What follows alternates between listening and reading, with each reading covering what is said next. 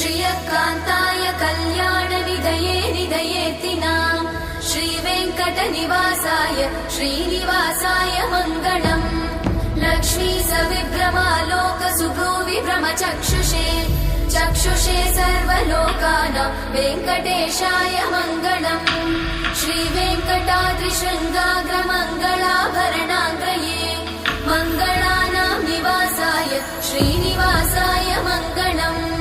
सर्वावयव सौन्दर्य सम्पदा सर्वचेतसां सदा सम्मोहनायास्तु वेङ्कटेशाय मङ्गलम्। नित्याय निरवध्याय सत्यानन्दचिदात्मने सर्वान्तरात्मने श्रीमद् वेङ्कटेशाय मङ्गलम्। स्वतः सर्वविदे सर्वशक्तये सर्वशेषिने सुलभाय सुशीलाय वेङ्कटेशाय मङ्गलम्।